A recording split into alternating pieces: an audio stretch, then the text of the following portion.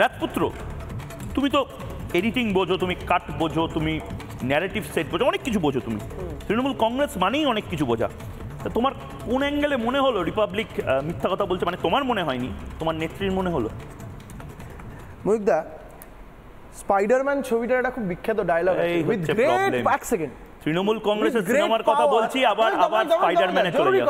বাংলা নিয়ে কথা বলি, চলে যাও গুজরাটে।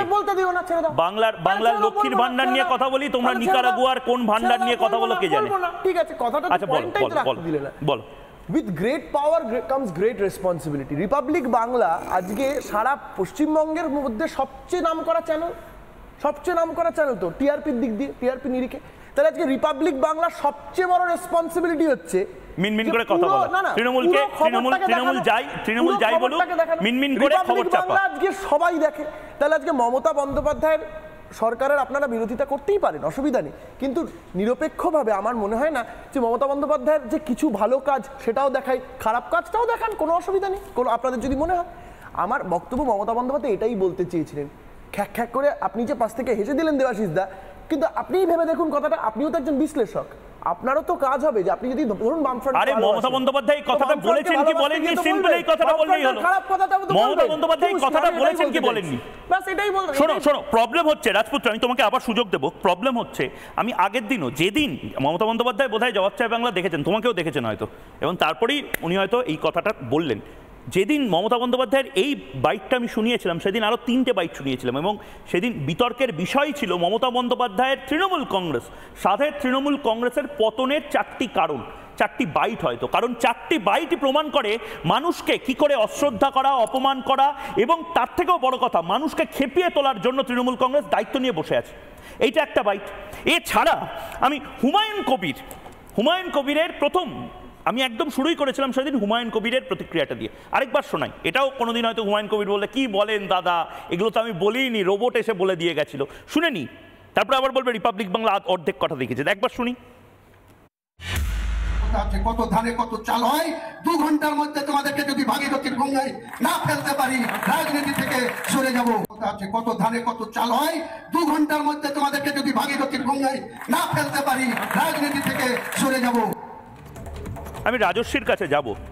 রাজস্বী, বিশ্বাস করো, হুমায়ুন মানে মমতা বন্দ্যোপাধ্যায় বলছেন না যে অর্ধেক কথা, ছোট্ট করে বাইট চালানো, এইসব হচ্ছে।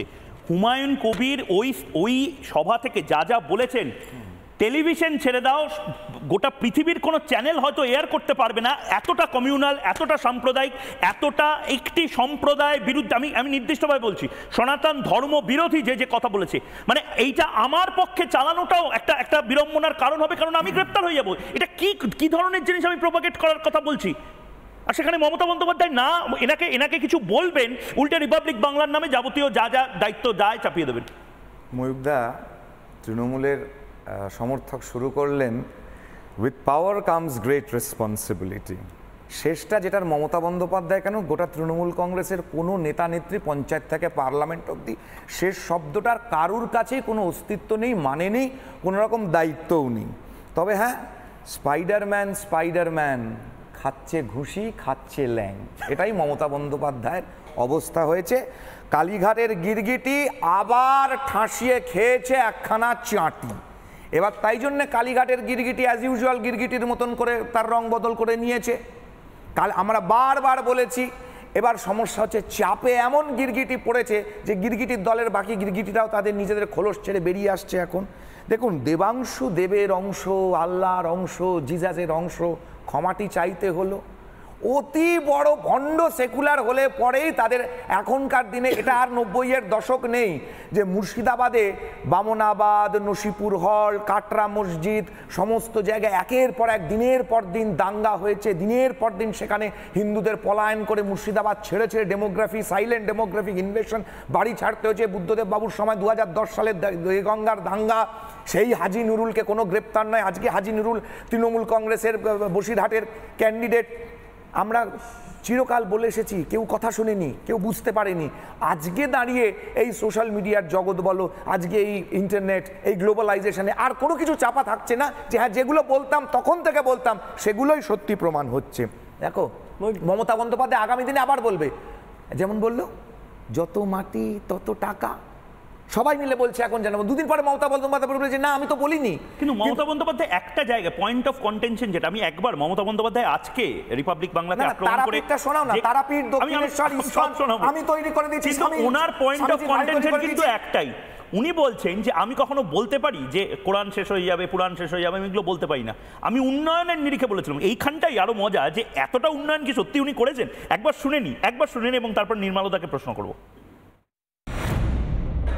रिपब्लिक बांग्ला बोल के बीजेपी के एक चैनल है, उसी ने आधा काट दिया और आधा काट के बोला हम बोला कुरान खत्म होना चाहिए। हम क्यों बोलेगा कुरान खत्म होना हमारा थोड़ा ही काम है, और तुमने पूरा काट के हमारा खिलाफ में शर्म होना चाहिए। हम जैसे मदद आप लोग को करते हैं जिंदगी भर, कभी ये मदद आप लोग को क्यों कोई नहीं करेगा, हर धर्म को। मैंने क्या बोला था, मैंने बोला था कि अभी हमको डेवलपमेंट का बात कहने से बहुत टाइम लग जाएगा, हमको बूथ लेवल से शुरू करना पड़ेगा।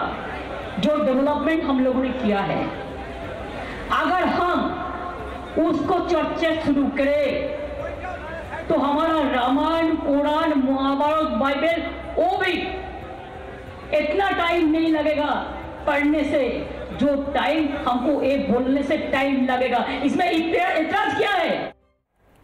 निर्मला मुखर्जी মমতা বন্দ্যোপাধ্যায় আবারও একটা কথা বলছেন যে আমি কি ভুল বলেছি, আমি বলেছি যে রামায়ণ মহাভারত কোরআন পুরাণ এই সমস্ত কিছু পড়তে যতটা টাইম লাগবে তার থেকেও বেশি টাইম আমার ফিরিস্তিতে লাগবে আমি যা যা করেছি এই 11 বছরে, মানে ডবল ডবল চাকরি, ডবল ডবল উন্নয়ন ইত্যাদি। আচ্ছা এত কিছু করেছেন, তাহলে রেমালের সময় এই রেমাল আমি চেষ্টা করব কার্তিক মহারাজের কাছে, আমাদের ক্যামেরা পার্সন যদি পৌঁছে গিয়ে থাকেন কার্তিক মহারাজকে নিয়ে আসতে লাইভে, আমি চেষ্টা করব।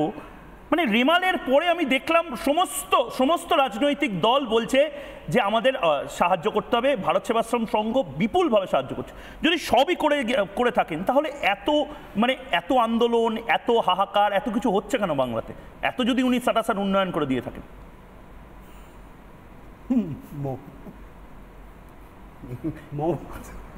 হাসি পেয়ে যায়, কি করে উত্তর দেব।